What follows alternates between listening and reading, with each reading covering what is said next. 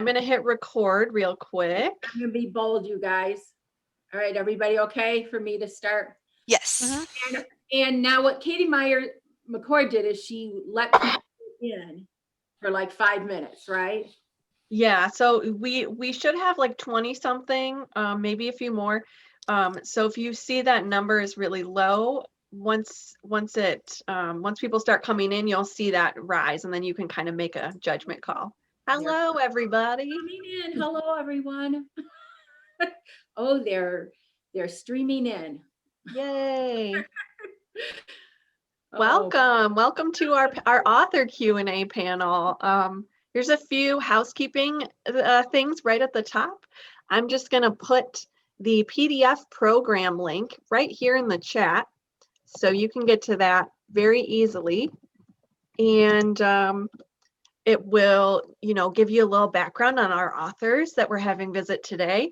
Also, they will be giving them, that background to you as well, but just in case, just a little extra. So that is in the chat. Also, I will be monitoring the chat. My name is Katie. I'm from Crystal Lake Public Library. And if you have questions, you can put them in the chat. We would recommend that you put them in the Q&A at the bottom of your Zoom screen. You should see that button and you should be able to submit them there. If you have any trouble with that, go ahead and just put them in the chat. We will find them. Any other housekeeping? What do we have? Oh, you'll see in your PDF program that we have a session tonight of our Readers Social Distance Club. And there is a link right there on that page of the program. If you want to sign up and join us at 7 p.m., we would love to have you. It is not too late to sign up. So there's a little description there, and go ahead and get yourself signed up so you can get that link. And I think, is that all the housekeeping you can think of? You're doing such a good job. Tap dancing while people are coming in. Do you want to talk about what we have on YouTube that people sure, that people could see? Yeah, so you'll see this in your PDF program as well. It has the schedule of today's events, and we produced some videos that went along with, our book club theme. So you'll see there's a page for youth services resources for book clubs, and there's 2 videos there that you can access right from your PDF program. One is about the book club offerings for youth, and the other one is about, they're both about that. I'm sorry. They're both about the virtual book clubs. And you can also, there's another link about youth services digital collections. So how do you get books for your youth book club virtually? And the adult link, which is a couple pages later in your program, the links there will bring you to, how to start a virtual book club and the resources we have, as well as a video that's just about Hoopla, which is an ebook and e-audiobook resource, among other media, that you can access with your Crystal Lake Library card. So those videos are available all the time. I believe that the youth ones went live just a little bit ago, and the adult ones, if they're not live yet, they will be live from 5 to 5:30. You'll see those popped up, but then you can watch them anytime. So you have those resources right there at your fingertips. And I think that's it for those. Very good. Thank you, Katie. And I see we've got quite a few people. I think we can go ahead and get started, and anybody who comes in later, you'll have no problem catching up with us. I welcome everybody who's here already. I'm Mary Robinson, and you are now part of our virtual book club fair at Crystal Lake Public Library. This is session 2, our author panel. And we are so happy to have 3 wonderful authors today. We want to get to them right away. We're going to start by introducing them. I'm going to turn this over to Megan Smith, and she will introduce our first author. Hi, welcome. Our first author is Sulari, and she is coming to us from Australia. Sulari Gentill, I'm sorry. She's coming to us from Australia, so it's nice and early Sunday morning for her. Thank you so much for joining us. Sulari is a very accomplished author. She has the Rowland Sinclair Mystery series, and this is a historical fiction series, right? Takes place in the 1930s in Australia. But you also have a couple of standalone. So I have two titles. I don't know if one is the Australian title or if there's two. So, I think that's it. Yeah. Okay. The Australian title is Crossing the Lines, and the American title is After She Wrote Him. Okay. Which I actually like that. Okay. Thank you. So we are so excited that she could join us, and I can't wait to learn more about you and your writing and all the things you have in store. Thank you. And now I want to introduce Kieran Kramer, our next author. She is coming to us from the place where she grew up, Johns Island in Charleston, South Carolina. She loved books since she was a little girl, probably like a lot of us. And she eventually started writing romance novels, among other things. And she's got readers loving them. She said at one point, I write happy endings because I believe in them. I believe in the power of good and the power of love. While raising 3 children and subbing as a high school English teacher, Kieran worked on her first romantic comedy, a historical, her first one published, called When Harry Met Molly. And she says she was inspired by her love for Jane Austen and Monty Python writing that book, which went on to win the 2010 Best Historical Romance Award from Romantic Times. She's written 14 books, and her latest series is To Love Lane. I've got 2 of them, read them both. They're sparkling contemporary romances set in one of the most romantic cities, Charleston. And the last thing I want to say is she was a recent graduate from the debut MFA class in creative writing at the College of Charleston. And I love her quote on that, one of her quotes on that. I loved being a student again with all those 20-somethings. So Kieran, thank you for coming. I know we're going to hear more about that, but let me hand it over to Anna to introduce our third author. Hello, everybody. I want to introduce award-winning author Victoria Thompson. She has written 2 wonderful historical mystery series. The first is the Gaslight Mysteries, and it just brings Gilded Age New York City to life.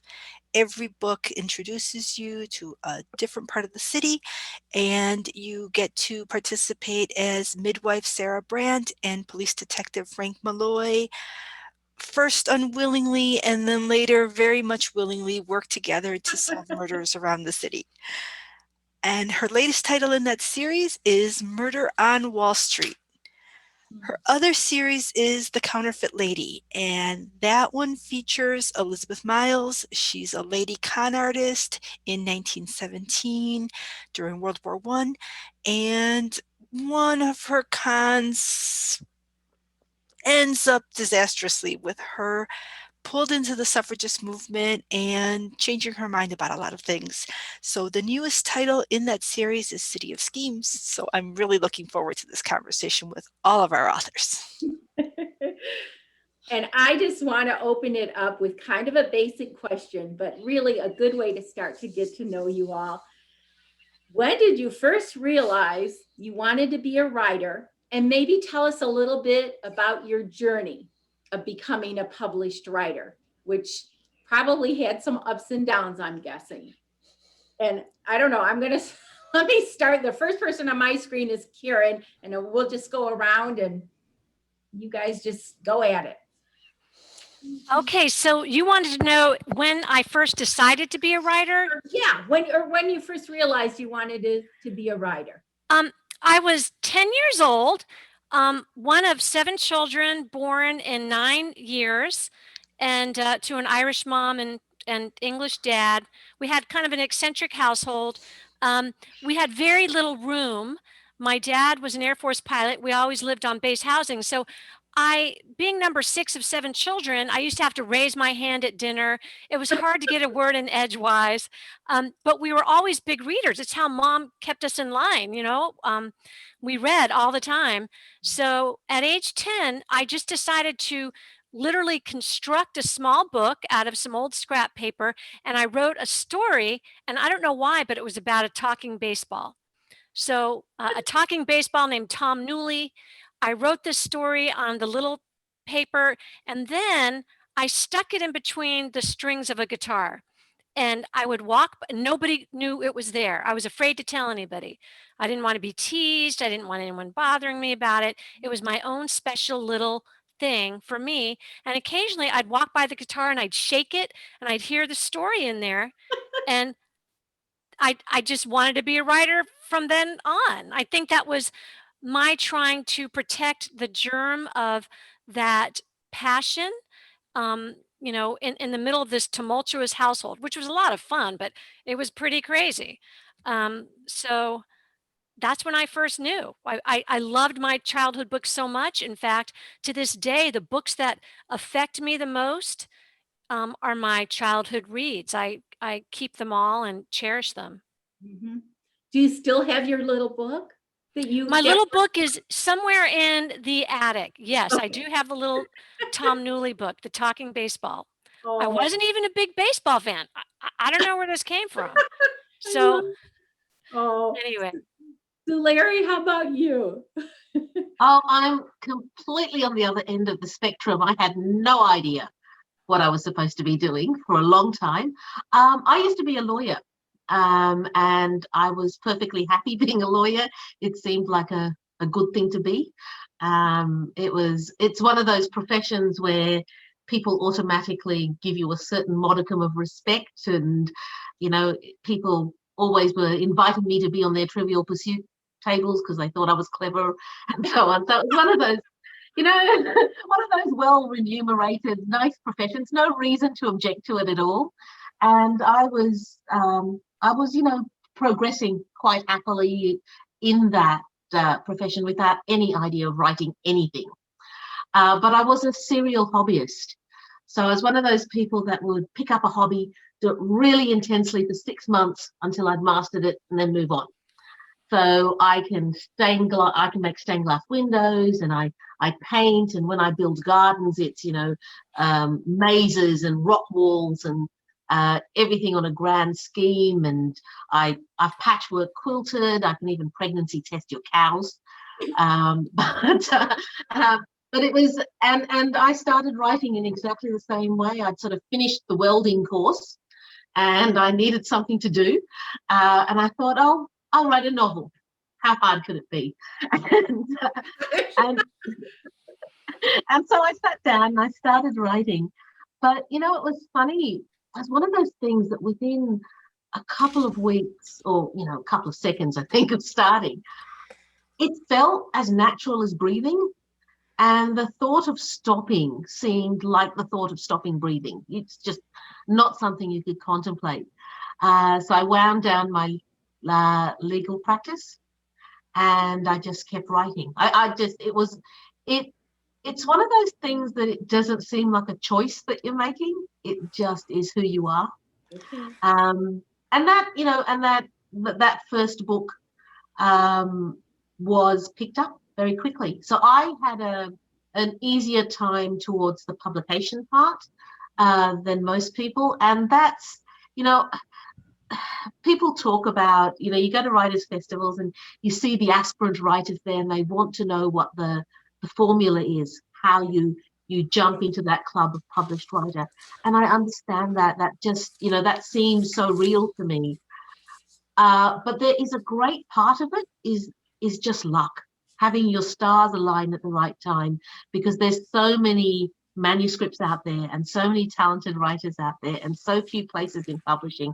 Sometimes it's just because your stars align, and my stars aligned. Publishing was looking for a book like mine at the time that I wrote it.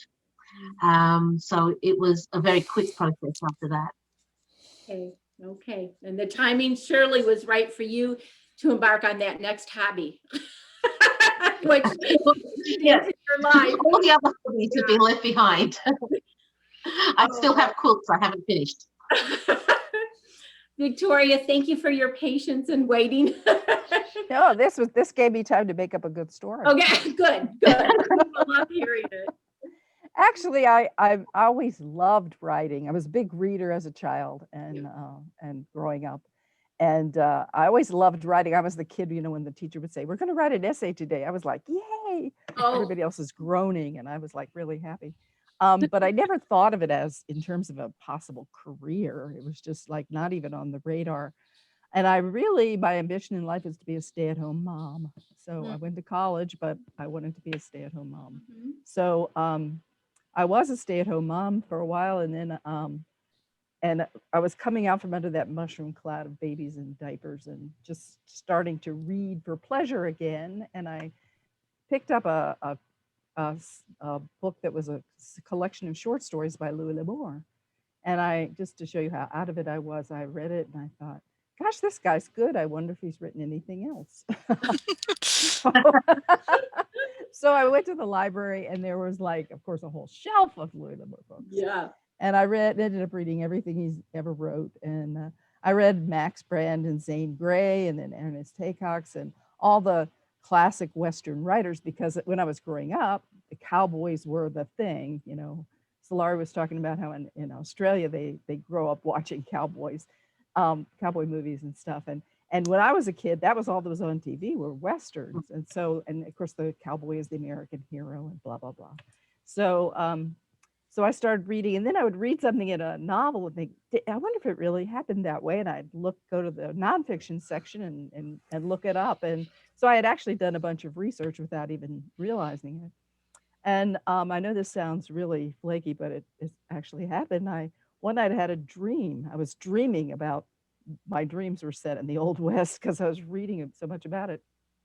And I had this dream, but I couldn't forget it. It just stayed with me, and I kept thinking about it. And I thought, who are these people? What happened? How did they get to this point that I dreamed about, the scene I dreamed about, and then what happened afterwards? And before I knew it, I had plotted an entire novel in my head. Oh my gosh. And I don't think I really thought about, getting published or anything like that. All I just knew, if I didn't get this book out of my head was going to explode. So I wrote it by hand in spiral notebooks between 9 and 11 at night, because I was, remember, a stay-at-home mom, and I was also babysitting 5 kindergarten kids. So I was kind of busy in the daytime. But I ended up, when it was done, I thought, well, maybe I should try to get it published. So I typed it up on a manual portable typewriter that the E kept falling off of. It was really amazing. And I sent it out to 5 publishers that published Westerns, and they all rejected it. And by the time I had gotten rejection by 5 publishers, I realized I had not written a Western. I had written a historical romance set in the Old West. So I ended up sending it finally to a romance publisher, and that was my first book. My first book got published. It was a very Cinderella story. So that's how it happened. It was sort of dumb luck. And as Sulari said, right place, right time. They called me up to tell me that my book, they said, we really like your book. It's really funny. I didn't know it was funny. And they said, but it needs more sex, and it needs to be 200 pages longer. 200? So I also, by that time, I had read a bunch of romances, and I realized I had not put much description in the book. So by the time I added the sex and the descriptions, it was 200 pages longer. So, but I happened to hit them at a time they had just increased the number of romances they were publishing from 2 a month to 6 a month. So they were really desperate for manuscripts. So they were willing to work with me a little bit there. So like Sulari said, sometimes it's luck of the draw, being in the right place at the right time with the right book. So. And now we've learned that it's description and sex, 200 pages. Okay. There's a lot of sex in those early romances. Guide rule. Kieran, let me ask you, because we've heard about both the publishing of both of their first books. How did it come about for you? Well, it was interesting situation in that it was also a crazy kind of divine intervention story where I had written a couple manuscripts. I started after age 40. I remember walking into a Barnes and Noble and just feeling this ache in my heart. And I just knew I needed to get around to writing. I was also a stay-at-home mom. I have one child who had special needs. Everyone knows what Asperger's is now. Back then, nobody did. I was the only woman in town who knew, and the school district used to call me in and I'd talk to them a lot. So I was very involved in my kids' lives. And it finally hit me when my husband went to Afghanistan for a year with the military that my life was passing by. I was 45 when I first sold the novel. And I was subbing while he was gone in Afghanistan, and I missed him a lot. And I didn't even realize I was writing a romance. I was just writing a funny book in my favorite era, which is the Jane Austen era. And same thing happened to me, Victoria. A big star agent picked me up, and a really big editor in New York, and they wanted me to add sex and make it into a romance novel. And so I did that. But the divine intervention part was I didn't know how to reach an agent. And I was on a plane, and this is not a joke, with a guy in he was huge, in a white suit, and he had a white vest. Everything was white on him. And it turns out when he heard I was an aspiring author, he said, well, I have a friend who's an author. And he called this author on the phone and put her on the phone with me, made me answer. And he was a very Southern guy, like straight out of Dukes of Hazzard, and he said, let me put her on the phone, Janet. This is my new friend, Kieran. She's a writer. She wants to get published. And I know you can give her some good information. So I was like, hello. I didn't know who it was. Hi, this is Janet Ivanovich. Oh, I'm Herbert's friend. Oh my gosh. And I was like, oh my gosh, I've read all Janet Ivanovich's books. Her voice is the voice that I most relate to. It's funny. It's hilarious. So she's one of my favorite authors. And so she said, go ahead. I usually don't do this. My agent doesn't recommend it. Go ahead and send me your first chapter, whatever it is. And so back then, this was in 2008, you still sent things via snail mail. You didn't send manuscripts over the internet. I had to write out envelopes and put them in a manila envelope and send them off. So I sent it off, and I couldn't believe it. 4 days later, Janet sent back my chapter, and she said, this doesn't make any sense. I don't know what's happening in this story. And then she said, but your voice is incredible, and your voice is going to get you places. You just need to learn the craft. And so after she wrote that, I just read craft books like crazy. And within 3 months, I had an agent. And I did happen to mention to the agent that Janet Ivanovich said I had a great voice. It turned out that agent was my agent, and my editor at St. Martin's Press bought the book immediately. She hadn't bought a historical author in like 13 or 15 years, she said, but she loved it so much because it was really funny. I'm not really writing those books anymore, the historical romance, but it's Bridgerton time. So, my You books might would be want to rethink perfect. that, Kieran. I know, I'm going to rethink that. They still have the rights to my books, and I think I'm going to call them up and say, hey, look, Julia Quinn, who wrote Bridgerton, gave me the cover quote for my first book, When Harry Met Molly. So, you're talking about timing. My timing's really off right now because those books are kind of just lingering in cyberspace on Amazon right now. But that's how it happened. It happened very fast, and I got a 4-book contract, and then I got a 6-book contract, and it just 2 books a year, 400-page manuscripts twice a year. Oh my gosh. Well, okay. And you allude to something. The next thing I wanted to say is just, what has been your evolution? Because I think with all of you, you've had different series and maybe going in different directions. I'm just curious then, after you get the first book published, and Kieran, you just kind of spoke to this, but, then what happened? How did you continue on with your series or different series? Because I know Victoria's had several. You know, what's next and how did things change and maybe where are you today kind of thing, if that's applicable. So Lari, let's start with you and then we'll circle back around. So that first book was A Few Right-Thinking Men, which is published in America now as A House Divided. So it went out and I was like any debut author, I was just absolutely in a bit of shock for a while, and everything was new and everything was amazing. And I remember being really afraid that I was going to die because nobody was allowed to be that happy. And so I thought this is going to be how it ends. But I survived, and of course that's an ongoing series. So every year I put out a new historic, and I write historical crime. There's a little bit of romance, but it's not a romance novel. It's a historical crime fiction novel. So there's always a crime set somewhere, and the books are based in Australia, but Rowland travels, and because it's the 1930s, he travels in style on luxury liners where there's often bodies. And that you know, there's my career built really quickly. It was kind of amazing. I went from being completely unknown and not even knowing another writer to being considered one of the vanguard of Australian crime writers in about 3 or 4 years.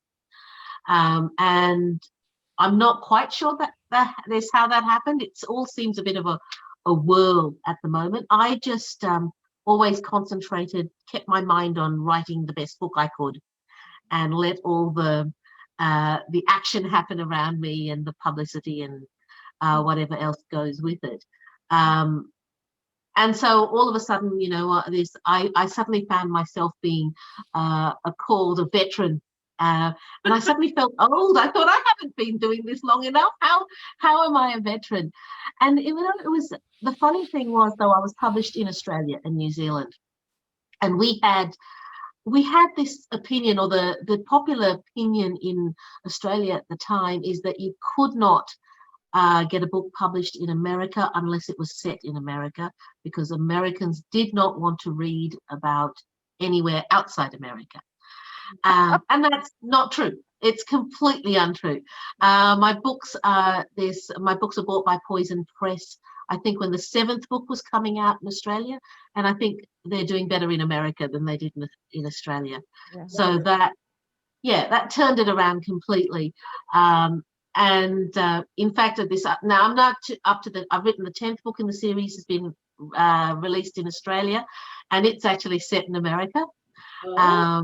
Because I wanted to take Rowland to America, and that was a really interesting thing to do, because in some ways I explore countries not just by going to them and looking around, but by looking into their history and digging around there and constructing a story that involves Americans and Australians and so on. So the process of writing that book made me feel much closer to America, in a way that, you know, simply visiting doesn't, because it takes me into your history and it makes me look at how, you know, Americans reacted to the big incidences in their history, and you know, things like the Great Depression and the lead up to World War II, which is the era that I write in. Am I answering the question? I feel like I've gone off track. No, you did beautifully. And I'm just, you kind of talked about, I wondered, what year are you up to when he's in America, in the latest book? Are you 1935. He gets to America in 1935. So I originally started the series in 1932. Okay. And my intention was to write one book for each year between 1932 and 1945. But I've now got to 1935 and there's 10 books. So there's a lot going on in that era. Okay, interesting. All right. Before I go to Victoria, let me just say to our audience, please, any questions you have, put it in the chat or the question and answer. We've got Katie looking at those, so we welcome those. You know, so anything you want to ask. Okay, Victoria, thank you for letting me do that promo. Okay. So Lari's talked about being a veteran. I published my first book in 1985, which is probably before she was born. But um, as I said, my first book was a historical romance, and I ended up writing 20 of those. And those books were tremendously successful in the late 80s and early 90s. So successful that the publisher said, let's publish more of them. So they greatly increased the number that they were publishing, like 2 or 3 times what they were publishing when I first started. The problem was they forgot to create new readers as well. So the same number of readers were buying the same number of books, but they just had a whole bunch more books to choose from, which meant that sales of individual titles went down. And some authors went down so much that their publisher wasn't interested in publishing them anymore, and I was one of them. So when my publisher told me that they weren't going to buy any more books from me, I ended up getting a day job because I had 2 kids in college and I needed some income. But I kept writing. I was actually at that time trying to write a contemporary thriller because I knew that was going to be the next big thing. This was like the late 90s or the mid 90s, that when the romantic suspense took off and became really big. And so I knew it was going to be big. So I wanted to ride that wave. So I kept sending proposals to my agent, and I kept getting glowing rejection letters. And she kept telling me, you should try to write a mystery series. And I said the 13 stupidest words I have ever said, which were, ew, I don't want to be stuck writing the same characters over and over again. So I resisted for a year, sending her these thriller proposals. And one day I was actually, I was working for the March of Dimes, and they had sent me to Chicago. I was living in Pennsylvania then. They sent me to Chicago for a training. And I got a message. My husband left a message in my hotel room. This was before cell phones, to call my agent. So I called. So the first opportunity I had was when we went out for lunch. We went down to the Miracle Mile, and I was in a food court somewhere. I don't have any idea where it was, but so I went to a payphone, and I'm standing there in a food court, with a finger in my ear, trying to hear my agent. And she says, I had lunch yesterday with an editor from Berkeley, and they're looking for someone to write a historical mystery series set in turn of the century New York City, where the heroine is a midwife. And I thought of you. So my daughter had just started college at NYU, and we had spent time wandering around Greenwich Village, and I had actually bought a couple books on the history of Greenwich Village just because that's what I do, that's what writers do. And so I had actually done some research without even realizing it. And I was working for the March of Dimes, and some of my volunteers were actually midwives. And I thought, this is kismet. Yeah. I was born to write this series. But I will tell you a little secret. Don't tell anyone else. But if they had said, we want you to write a series set in medieval Mesopotamia where the heroine is a potter, I would have said, it's kismet. I was born to write this series.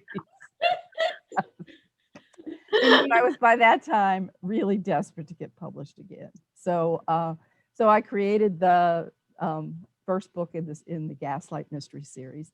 They gave me a 3-book contract. I was so excited. I thought, I'm going to have a 3-book series.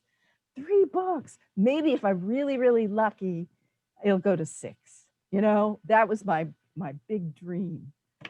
The book that's coming out, Murder on Wall Street, this one, which just came out, Murder at Pleasant Avenue, is number 23 in the series. Oh my goodness. Wow. The first book was in 1999, so that's how long it's been going. Wow. And never dreamed that it would go on so long. So that's how I became a mystery writer.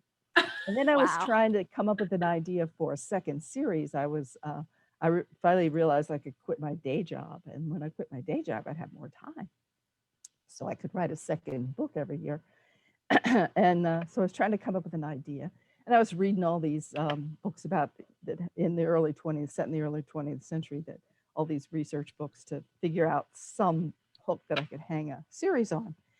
And I read the story of Consuela Vanderbilt, who was the daughter of one of the wealthy Vanderbilt families. And when she was 18 years old, her mother decided it would be a really good thing if she married a British aristocrat, which was very popular then. American heiresses would go to England and marry English aristocrats who were penniless and had these big houses that they couldn't afford to, keep up.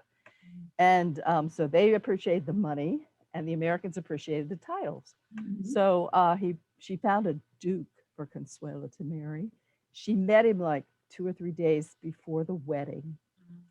She was a very tall girl. He was like a foot shorter than she was. And he wasn't a very interesting man. They were married for a while, had 2 children, and finally ended up getting a divorce.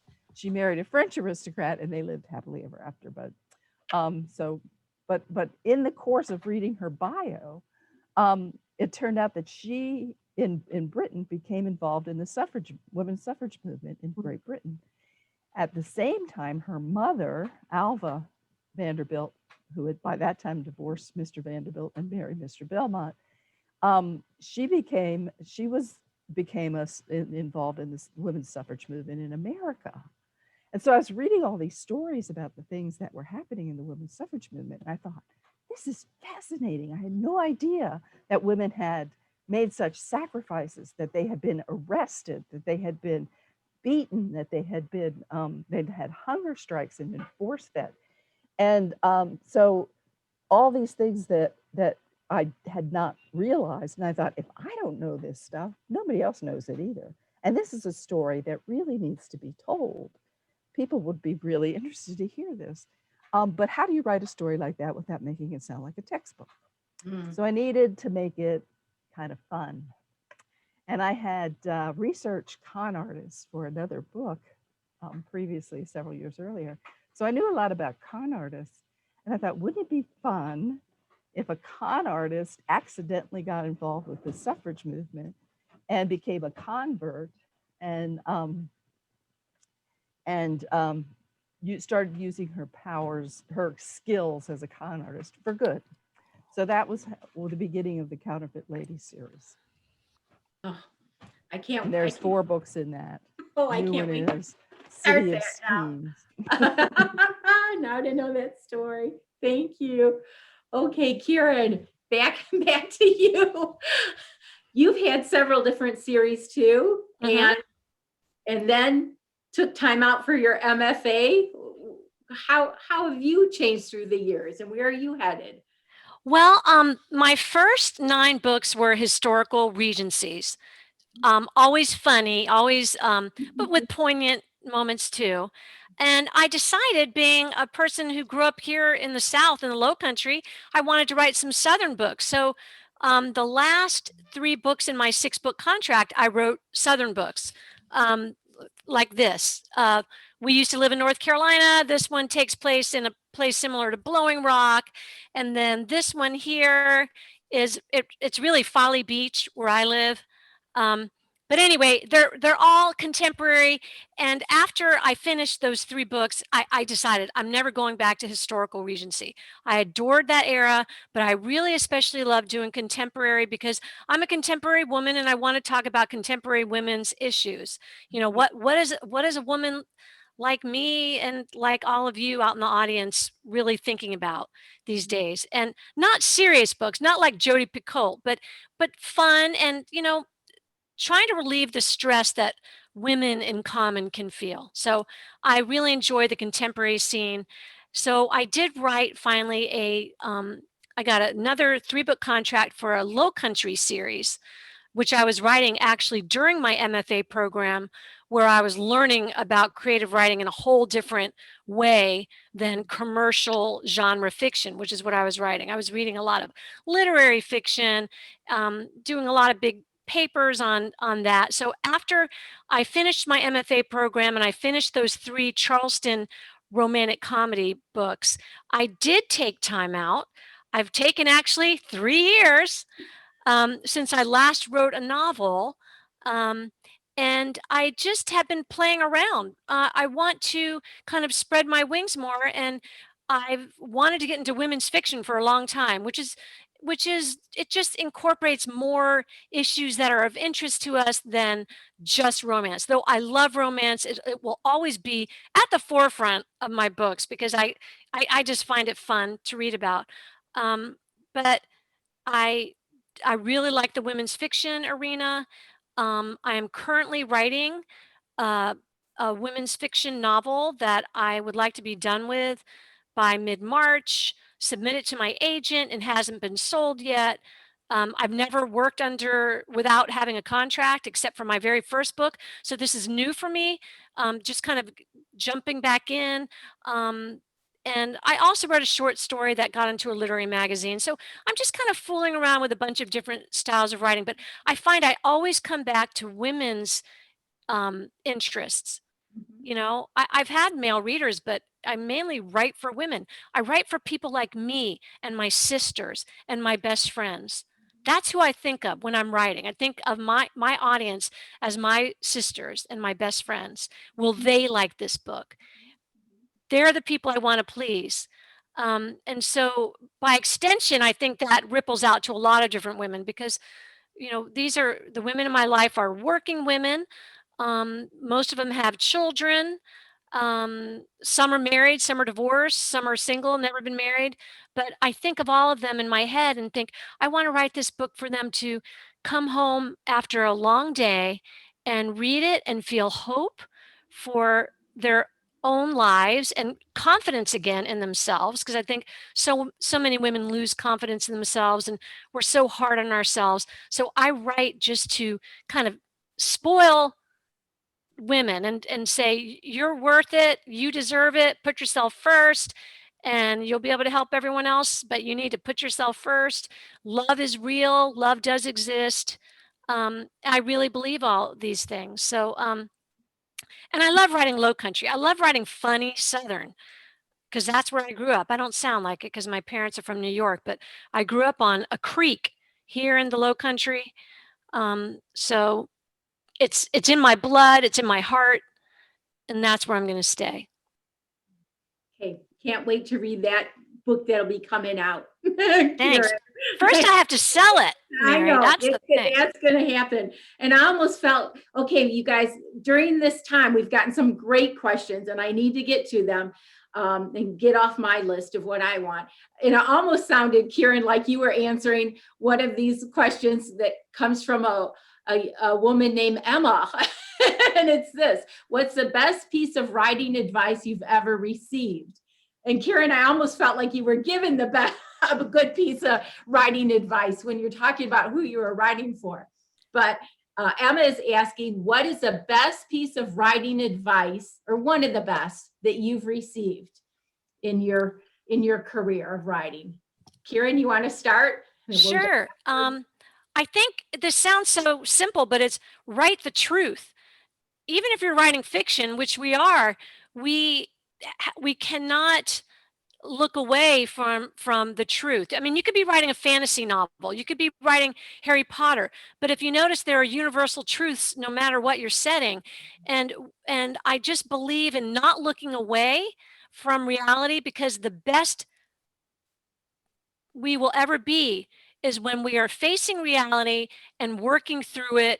That's how we reach our potential. So I just think, write the truth, write what you see, write what you feel. Do not be embarrassed. Do not say, my parents are still alive, so I can't write certain things. That's essentially what I would say, is really write the truth. Don't falsify anything. Write it the way it is. Okay. And it'll be beautiful, because even the most ugly truths, there's something in them that reminds us all of our core humanity and how we are all related. So it actually is soothing to know we are not the only ones who go through rough times or encounter people that are cruel or hateful, or even seeing it in ourselves. It's okay. It happens to everybody. So that's what I would say.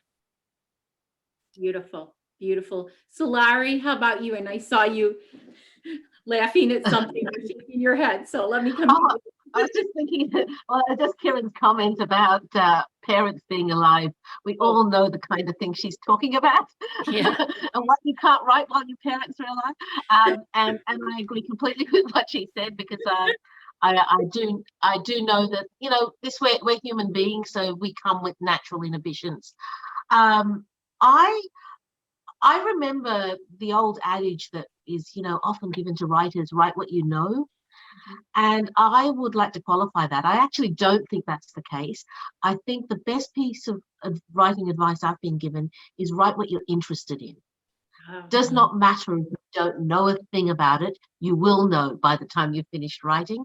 But just that is the core of what a good book is, and that will be conveyed in your writing. It'll be conveyed to your readers that you're fascinated by what you're writing, and so they become fascinated by what they're reading. You will be too. Yeah.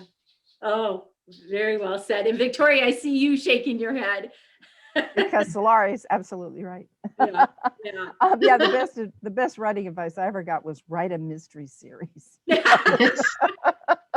With a midwife and a What I often tell my students, I teach in a master's program at Seton Hill University in writing popular fiction, so I get to, you know, tell students stuff all the time, and what I often see is them trying to be fancy because they're writing. And they think they have to be masterful writers, when actually what you really need to do is tell the story. Just tell the story as simply and clearly as you can. And that'll be a winner every time. Wonderful, wonderful. You're all good teachers. Okay, here's another question somebody wrote, and I love this. What's the strangest questions you've been asked by your fans? The strangest question or questions you've been asked by your fans. Has there been something kind of funny? Victoria, do you have something? The strangest questions that writers get asked all the time, and I know everybody's going to nod here, is where do you get your ideas? Oh. And the thing is, I mean, the way I always explain it to people is that if you're born with this storyteller gene, it's just something you're born with, and not everybody has it. And that's why people ask that question, because they can't imagine making up a story. But there are people who are born with the storyteller gene, and you know who they are. You probably have some in your family. Think about the person, you know, it may be a friend, a family member, somebody who can take the most insignificant incident and turn it into a hilarious anecdote when they retell it. It's suddenly interesting and funny and captivating, and it was really nothing at all. They are storytellers. They have been born with that gene, and the problem is you get ideas whether you want them or not. They're just coming all the time. I mean, I just hope I live long enough to write all the ideas that are in my head, but I have a feeling that's not going to happen. Because, you know, you read something on the internet, think, oh, that would be a really good book, you know, and it's just they're coming at you all the time. You see ideas everywhere because you have that gene. Yeah, and you just can't help it. That's in you. Oh my Absolutely. God. Oh, Kieran, do you have an answer to that? One of the strangest questions or type of question? I don't know if this is strange, it's just obnoxious, but I can't tell you how many times as a romance writer I have had people say, oh, you write those trashy novels, or they'll say, oh, so your husband must be the sex expert or something. You know, they think they're being funny. It's just kind of awkward. And then to tell me I write a trashy novel when they haven't even read it, and to judge like that, I will say women writers endure a lot more of that kind of thing than male genre writers ever will. So I'm just classy about it, and I just kind of overlook it. So it might not be strange, but it's just an uncomfortable, annoying question when they and having been both a romance writer and a mystery writers do not get that kind of stuff. It's just the no one romance thinks you kill writers. people. What, Sulari? No one ever thinks that a mystery writer actually kills people. Good thing. Good thing. How have you gotten some strange questions from fans?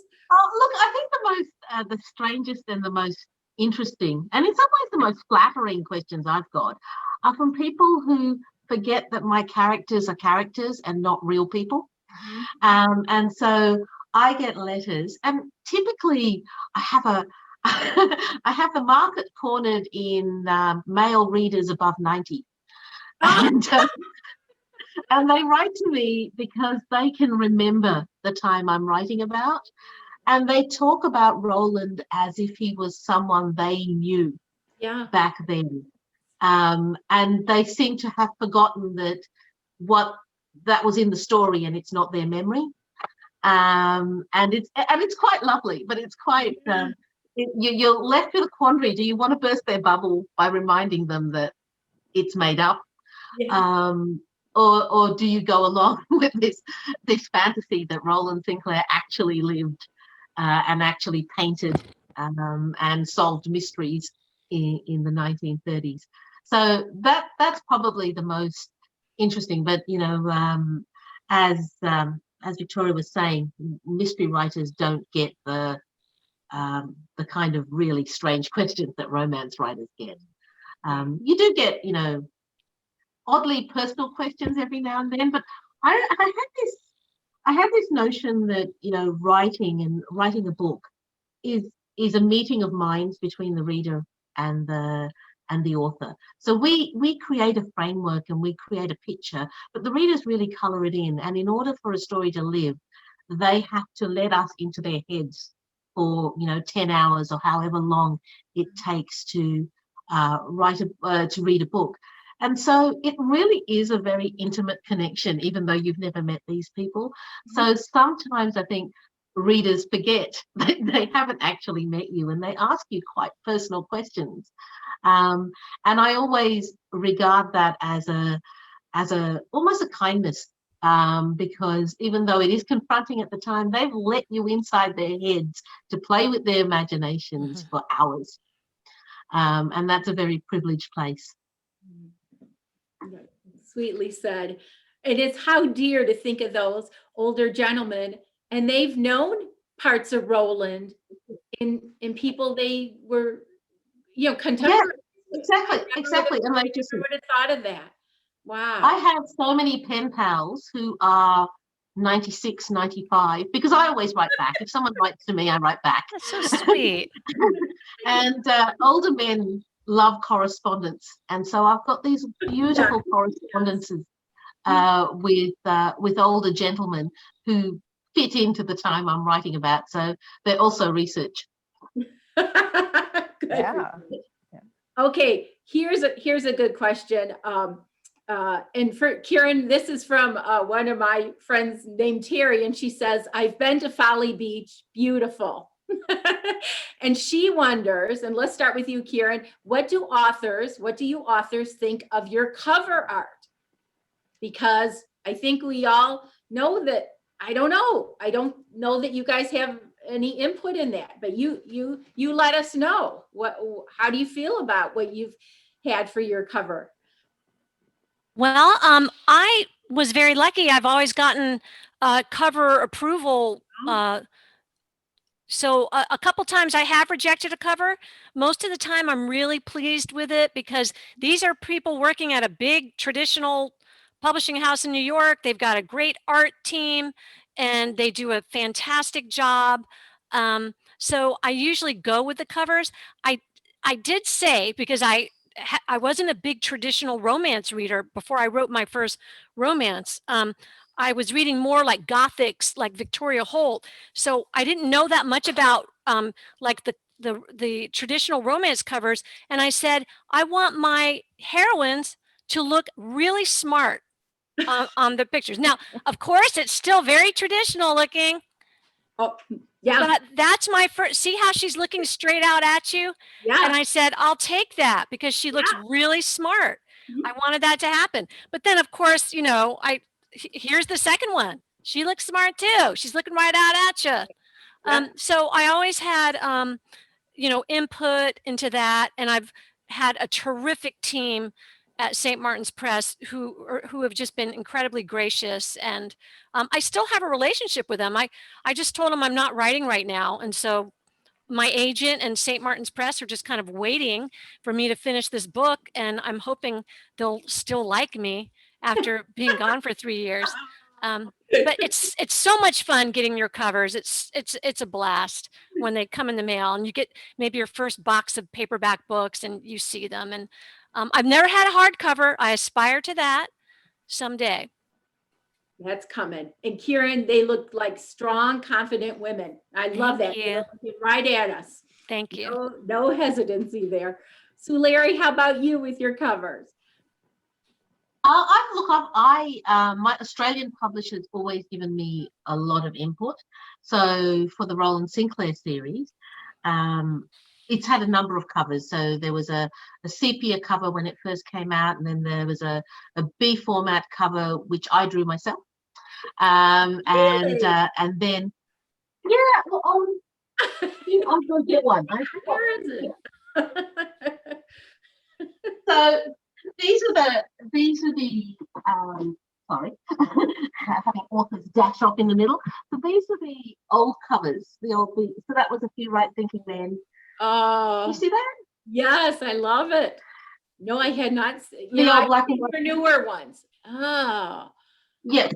So the Poison Pen brought it out in those covers initially as well, but then they got a wonderful graphic designer, a Russian, an Australian woman, but she's Russian originally, and she did the ones that were based on the 1930s travel type. So that's Shanghai Secret.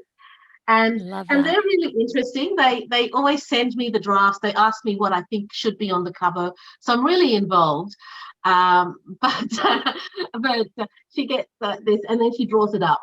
And there's a certain amount of changes I can make before she starts getting irritated. And I might even say, "Oh, I don't like Edna's dress in this one." And she always produces something really beautiful. I really love these covers. I was a bit taken aback when they said they were going to change my covers the first time, because you become attached. Yes. And then when this came out, it was lovely. And then this Poison Pen or Source Books, when they took over, they gave me this is After She Wrote Him, which is the thriller, and I love it. I adore it. This is my favorite cover in the world. And in fact, it came out slightly different from this. This is the Ark, and it's a more orange, and the colors are reversed. But that graphic, I think, is amazing. Yeah. And I just adore it. So in the end, I'm a little bit like Kieran. There are professionals involved, and I'm not. I'm just a writer who occasionally doodles and has affection for the story. So I like to let people do their jobs. So I try not to be too difficult about covers, and generally I have been ecstatic about every single cover I've ever had. Wonderful. Victoria, what's your cover story? I had much worse luck than Kieran did with my early romance covers. They basically sent you the cover and said, "Here it is." My first cover, it arrived, and I said, the guy on the cover had black hair and my hero had red hair. So they went back and put a few red highlights in his hair. I'm not kidding. It was bad. And so you just, it was luck of the draw. If you got a good cover, you were happy. And they were all clinch covers with the bosoms falling out and, people half naked. And that was what romance covers were back in the 80s. But so I was really pleasantly surprised when I started writing mysteries, and they showed me the covers and asked me if they were okay. And it was like, of course, like Sulari said, they're professionals. They know what they're doing. So 90% of the time I'm like, oh yeah, this is wonderful. My agent is not quite as easy to get along with as I am. One of my covers, there was a car, one of the Counterfeit Lady books, there was a big car on the front, and she said, nobody ever bought a book. No woman ever bought a book because there was a car on it. So we made the car a little smaller. And but my first Counterfeit Lady book, there was some problems because the woman, the outfit that the woman on the cover was wearing looked like a hodgepodge of different historical periods. She was, the thing she had around her neck looked like colonial, you know how women wore those scarves around their neck in colonial times. It looked like that. She had a hat on that looked like a 1950s stewardess hat. And the way she was running, it looked like she only had one leg. And there was a street light behind her that was like glowing, and it looked like a bomb going off. So I had some other writer friends look at it and they said, is it World War I and she's running from a bomb? I mean, what are they bombing England? What is going on here? It was like, none of that is true. So I voiced my issues, and they, you know, within a couple days fixed her outfit up and she was fine. She was beautiful. So the thing was, though, she had red hair. She had auburn hair. And it was like, my heroine has black hair, but my agent said, you have to change her hair because this woman is so beautiful. And I'm like, I know, you're absolutely right. So I changed my hair and she now has red hair. Oh my gosh. So yeah, you never know. That became a different plot point, a little bit of description. We've got a question, especially to Sulari. How do you do research on former times, like Australia in the 30s? And of course, I know Kieran and Victoria would like you to speak to research as well, but let's start with Kieran, because he's specifically wondering about Australia in the 30s. Oh, did you mean me? Or? Yeah. Forgive me, did I say the wrong name, Larry? Yeah. Research on former times like Australia in the 30s. Sorry. Look, I had a really, really clever method. When I first started writing, I immersed into it. So I'm just one of those writers that disappears into my head when I write. And I could be talking to you, but I'm really thinking about the book. And I could be cooking dinner, but I'm really thinking about the book. And that's fine for the writer. There's lots of people in our heads, lots of, you know, things to do and people to talk to. But when you're living with someone, that it's really hard for them to take. And so I discovered very quickly that I was wanting to be in my head a lot of the time, but I was married. And a lot of the trouble with writing is making your real world work with your imaginary world. So there's my husband. You know, I knew I wasn't ever going to stop writing, but I had no immediate plans of divesting myself of my husband either. So I had to make the two of them work together. He happens to be an historian, and his particular area of expertise is the 1930s and the political and social movements of the 1930s. So what I did is I thought, well, I need to build a bridge so that I can bring him into my head so I don't have to come out so often. So I grabbed his history thesis and his master's thesis, and I found a novel in it. And I just used that as the background to what I wrote. And of course, that was where it started. And then I just started to accelerate and get really interested and immersed. And now it's, you know, Michael and I will often talk about my books as if they were things that really happened. And because he's an historian, it's a really interesting way of research because I can test things out on him and I can argue with him and I can question the history and what it will hold and how far my imagination can be intruded into it.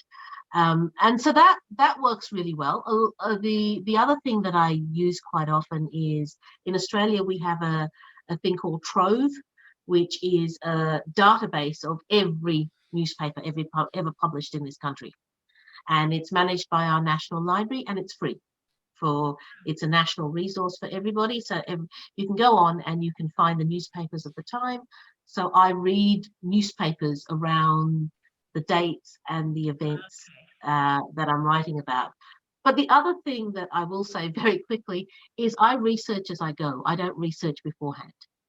So I want my novels to be story driven and not research driven and not fact driven. And that's bearing in mind what Kieran said about truth is really, really important in historical fiction. But what I find is I build the story and I research as I go when I need facts to actually support the story that I'm writing. And that way you get out of writing your research. And you make sure that you don't do that, because that's the big no-no for historical fiction writers, doing these great dumps of information because you've done the research. Okay, yeah, and you want to make use of every last drop of it. Yeah, exactly. You're certainly using your resources, whether they're a husband or the newspaper. The newspaper. Marriage is a very useful research method. Kieran, do you have anything special about research that has been important to you?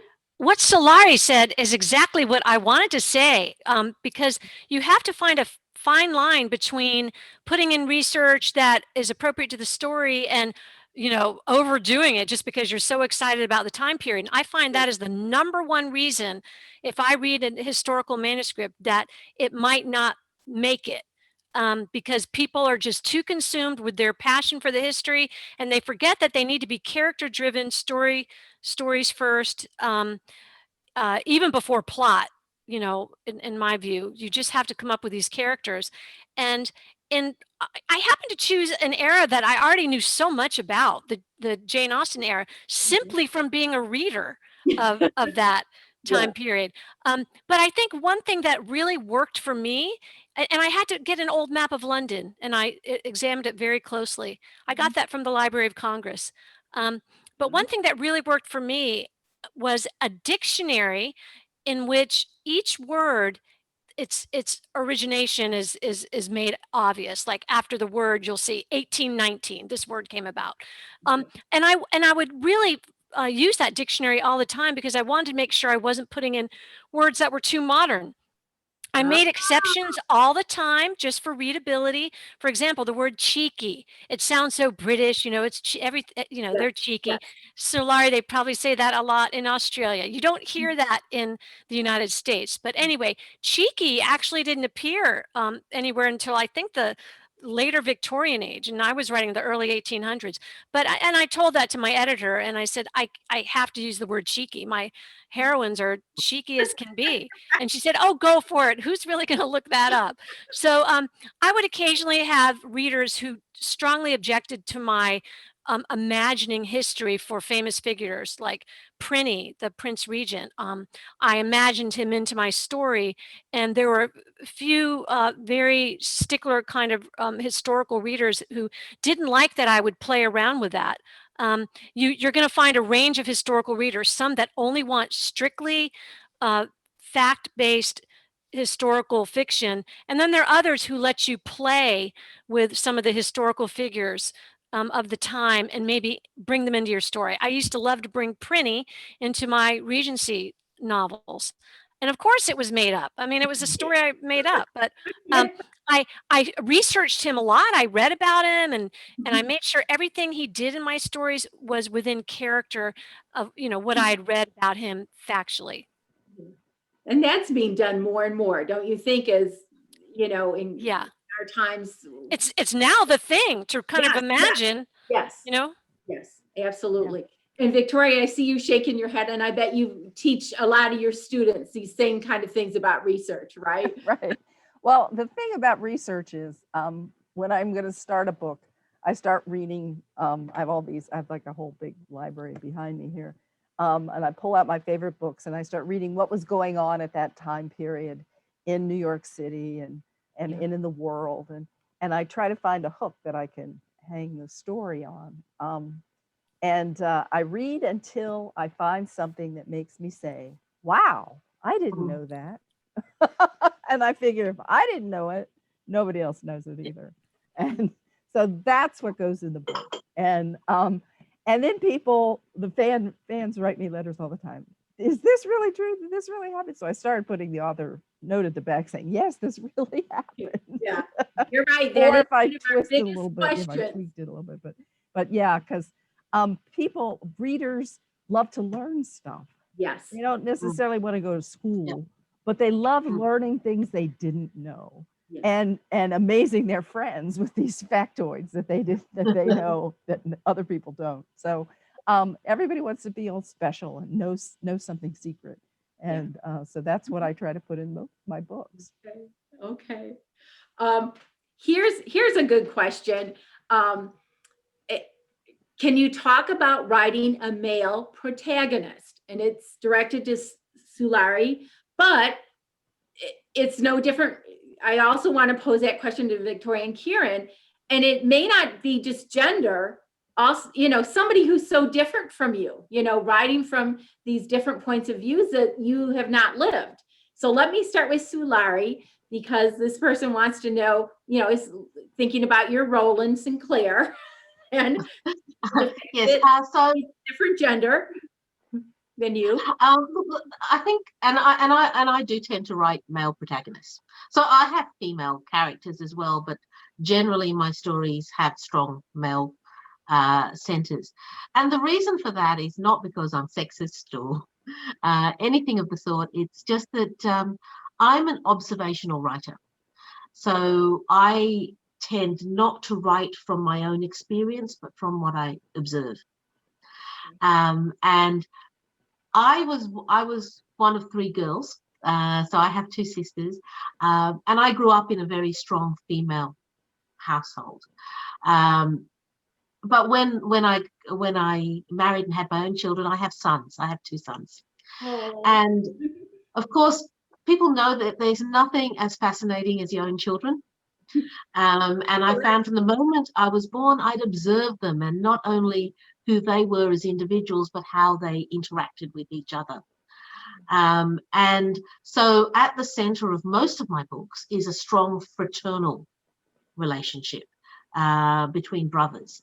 And that's because that's what interests me. What I was saying before about not so much writing what you know, but what you're interested in.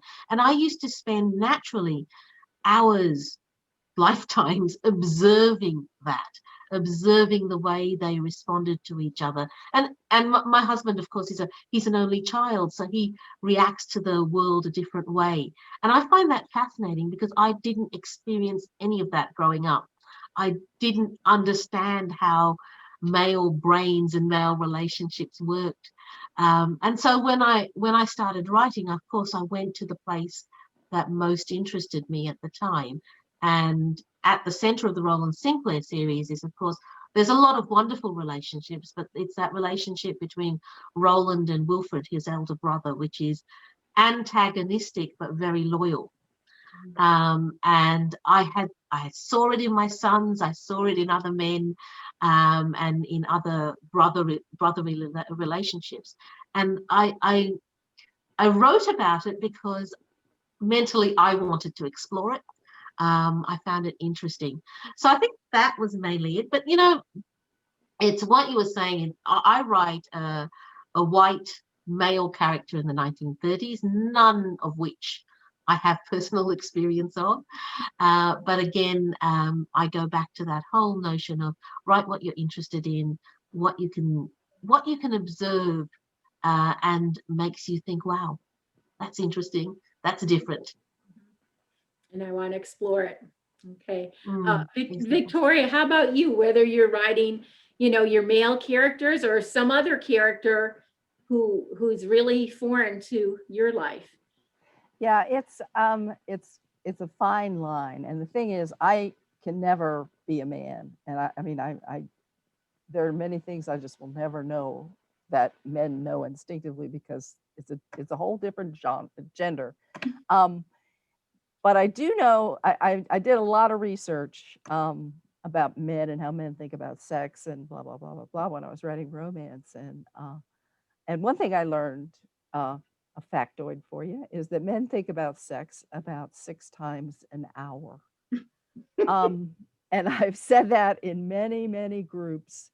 And I have never had a guy say, that's not true. They all say, yeah, that's about right. and the thing is, when you're writing, especially when you're writing romance, but when you're writing books for women where the audience is mostly women, and most of my readers are women for my mysteries as well, you write men the way women think men are, or wish men were, or in a way that's palatable to women. I was talking about this in a class one time, and the guy said, yeah, this one of the guys says, yeah, you're right. You don't want to be in my head. He said, I don't even want to be in my head. So it's fiction and it's a fantasy. So you make men the way women wish men were. And you do that with all your characters. You make them as realistic as you possibly can. And you research it as much as you possibly can. But you have to draw a line at some point, and and face the fact that you're limited, because you can never experience. Well, I have a deaf character in my books, and I'll never know what it's like to be deaf. But so I make it as realistic, and I get fan mail that says I'm doing a good job. So hopefully that's true. But you just do the best you can, and it's a fantasy. Let people have their little fantasy. Yes. Kieran, how about you? Any?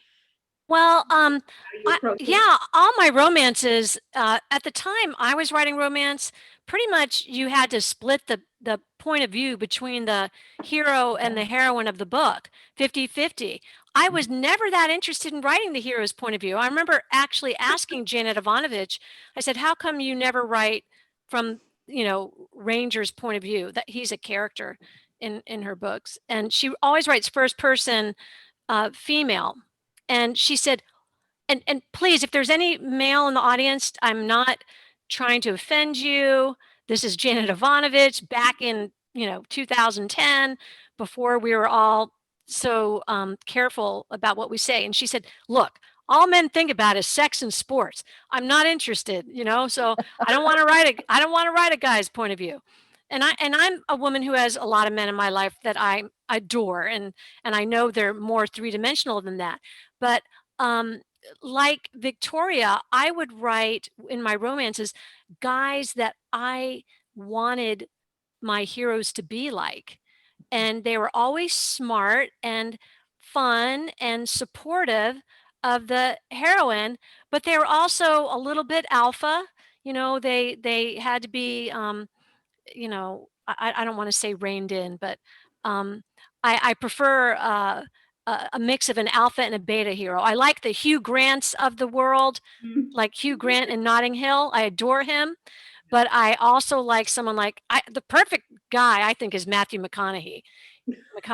He's somewhere in between. So when I write my heroes and my heroines, I actually think of real people. And so I often think about Matthew McConaughey, because I feel like he is very masculine, but he's also really sensitive.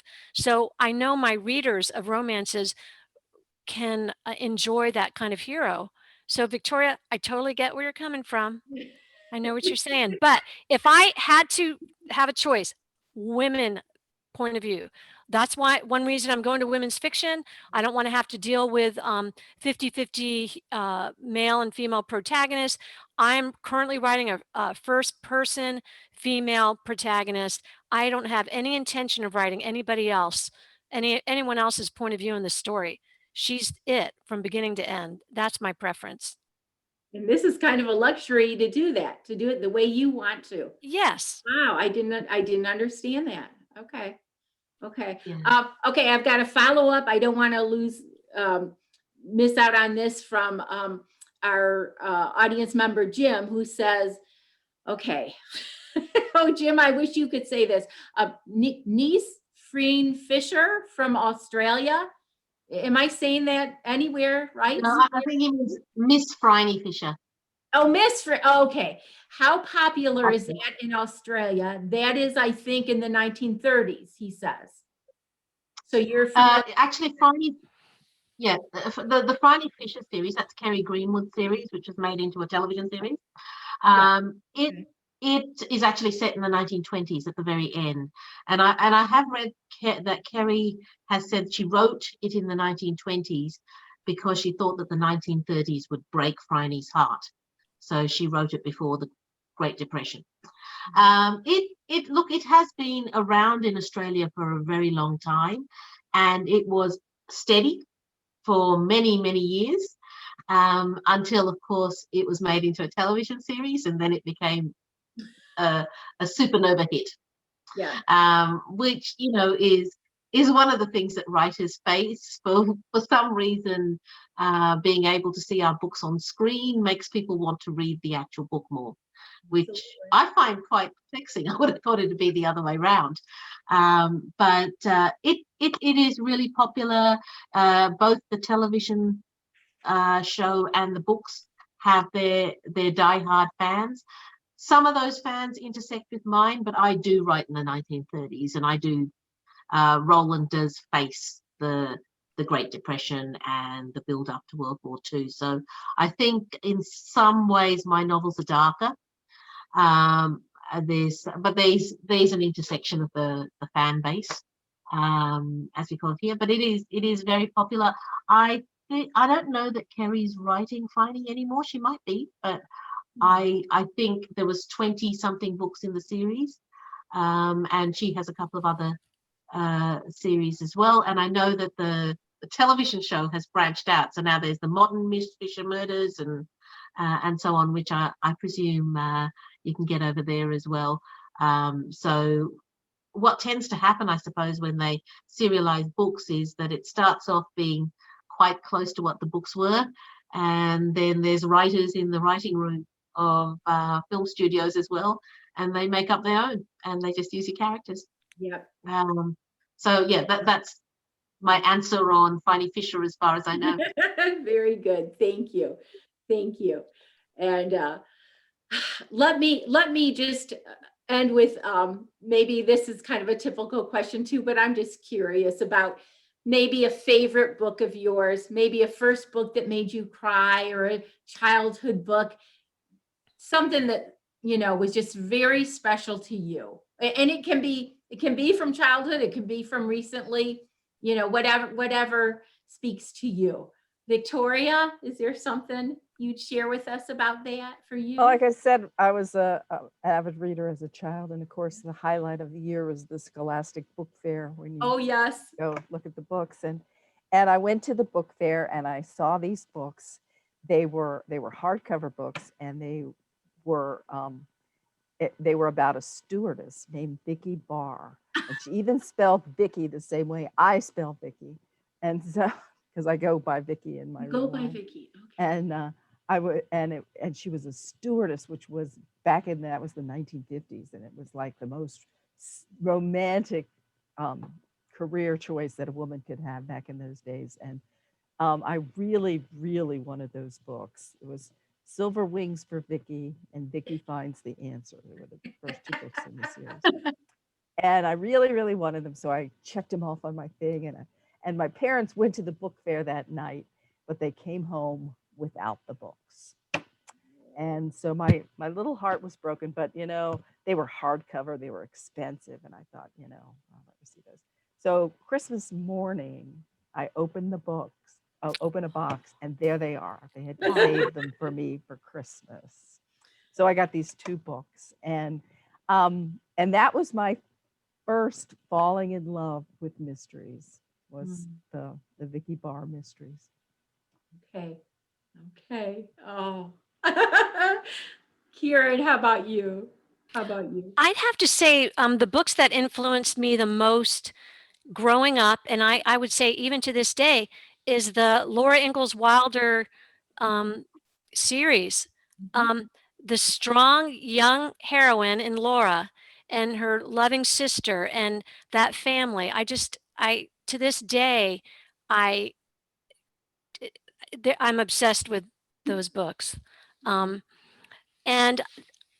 I think it's just because there was such a message of hope yet even as a young kid, I realized reading about the locust plagues and all the hardships they face, that life was not going to be easy. But those books really inspired me to be strong and brave and always stay hopeful and to have fun and enjoy the little things in life. So I really feel like those were a gift to me and they helped form who I am. Um, and then in later years as a teen, I was reading Victoria Holt, and I enjoyed reading a lot of her. Jean Plady, The Queen's Confession. I learned about history that way. Victoria Holt and all the Gothics. That kind of gave me that love of the brooding lord of the manor and the clever governess and how she evades evil in the book and stuff. So that and then I love Charles Dickens. I love Mark Twain. Uh, uh, Again, Jane Austen and Betty Smith. A Tree Grows in Brooklyn was a Yes. big part of my teen years. Yeah. So All the wonderful books. Yep. just very character driven books. So Larry, how about you? The first book that really blew my mind, or that I was really obsessed with, was Harper Lee's To Kill a Mockingbird. Oh, It's the reason I became a lawyer. It's the reason I became a writer. It's my goodness. and I think what it taught me is, I think, the key to writing mysteries, that it's not about who wins in the end. It's not about the protagonist actually winning the day.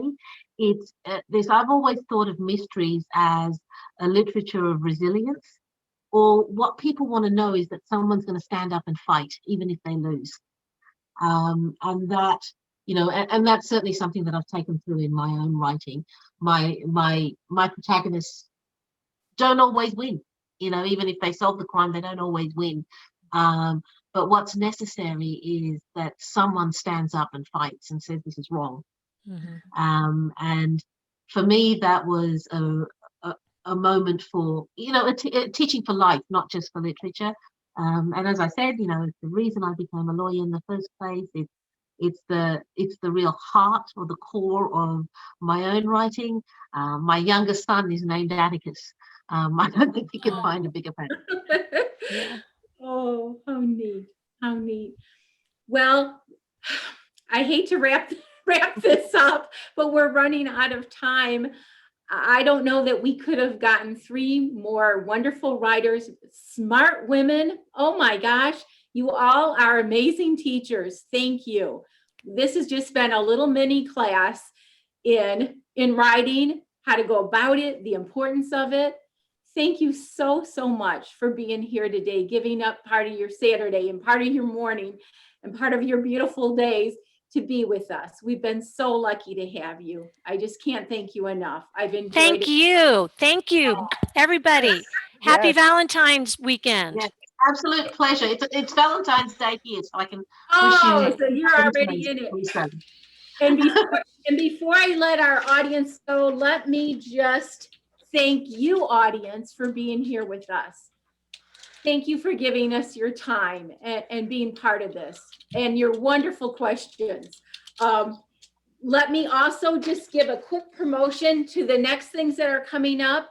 If you want to go out and check out our videos, you can do that right now. We've got one on how to host a digital book club and one on the library's digital resources for teens and adults. And coming up at 7 p.m., we have Readers Social Club. You don't have to have read a book or prepared for anything. Just come to the club at 7 o'clock and talk to other people who love books as much as we love books from these authors.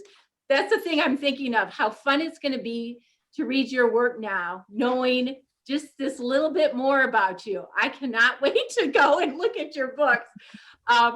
But you guys, if you're interested in the Readers Social Club, all you have to do is look at the PDF form you got. There will be a link there you do need to register. It's a live Zoom, or go to our calendar page, CLPL.org, and look on today's date, and you can sign up that way.